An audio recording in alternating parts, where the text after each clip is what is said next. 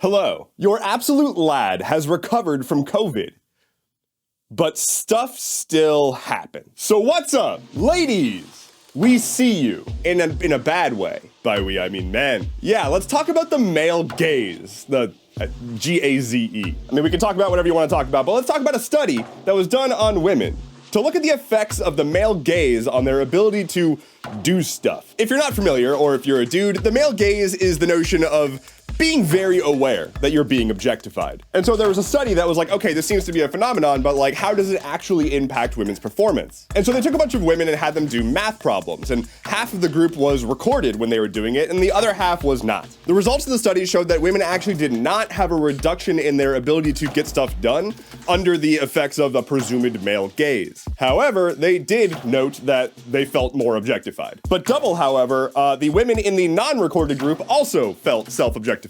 So what have we learned? Well, for one, women are over-objectified and have learned hella coping strategies, which is just more extra things you have to do to be a woman. It basically just tells us that women have a whole lot of shit to deal with. Who'da thunk it? Joe Biden is reading the room real well right now. It's an election year in the US, and one of the frontrunner candidates for the presidency wants to completely shut down the border. His name is Joe Biden. I mean, obviously Trump does too. But Biden has made a formal statement saying that he would shut down the border on day one if Congress passes the bill they're currently bickering about, which would give him the ability to do that. Here is a quote from whitehouse.gov. Quote, "It would give me, as president, a new emergency authority to shut down the border when it becomes overwhelmed.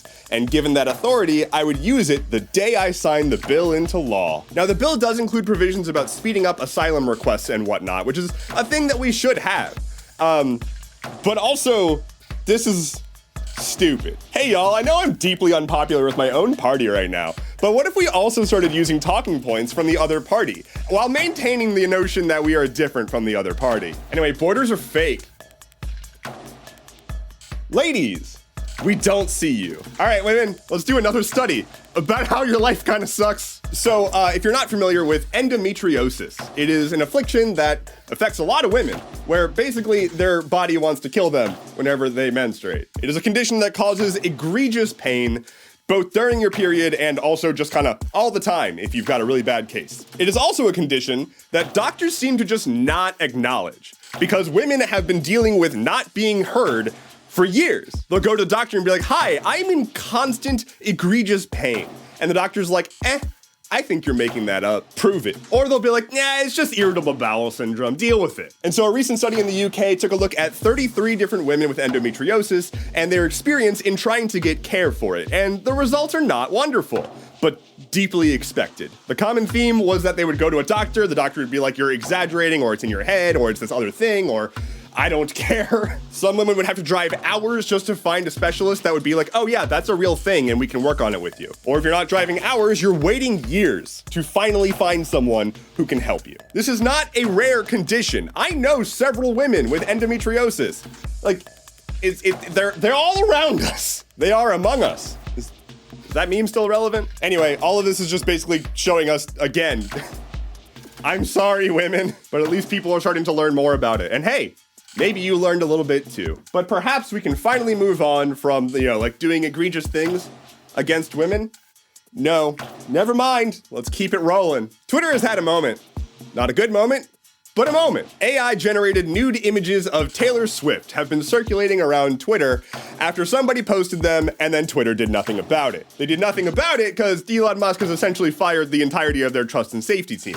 And so it just sort of languished for a while until eventually Taylor Swift fans took it into their own hands and just started flooding Twitter with posts trying to drown out the images. And then eventually Twitter did the big brain move of just blocking all searches for the name Taylor Swift. Damn, if only there was infrastructure and entire teams whose whole purpose was to focus on trying to prevent stuff like this from happening. Oh, and speaking of preventing stuff like this from happening, the CEO of Microsoft made a statement after it came out that the person who made these images used Microsoft's AI tools to generate them. He was like, "Dang, oh, that sucks, but we've got some teams who are working real hard to try to make it so that you can't abuse women with our tools." Here's a thought.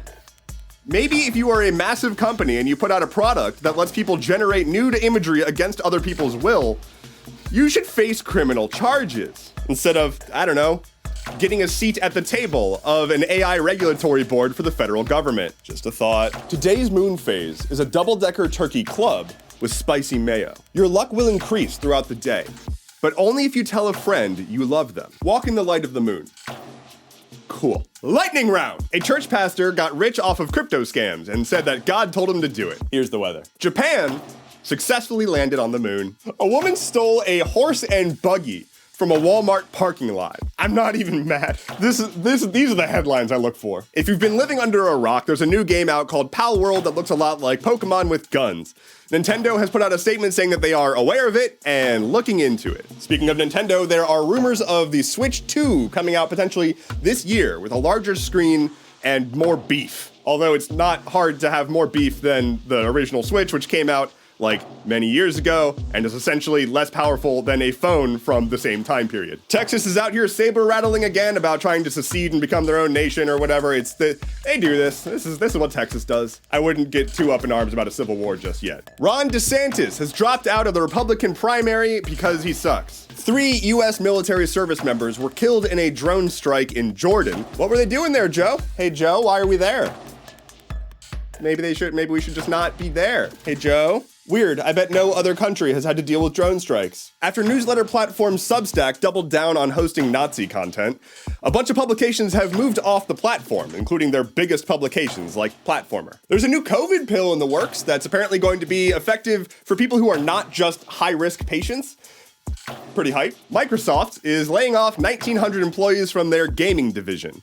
Because you gotta keep the layoffs going. As Japan successfully landed on the moon, a private company in the US also attempted to land on the moon.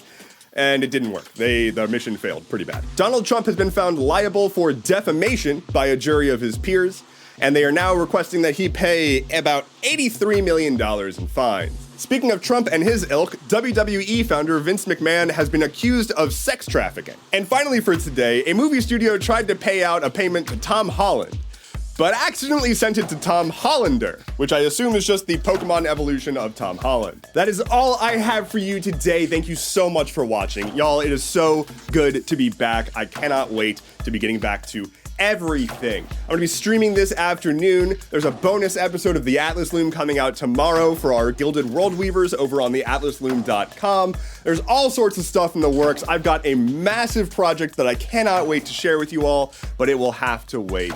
My name is Endeavorance. I'll be back on Thursday. Take care and be well.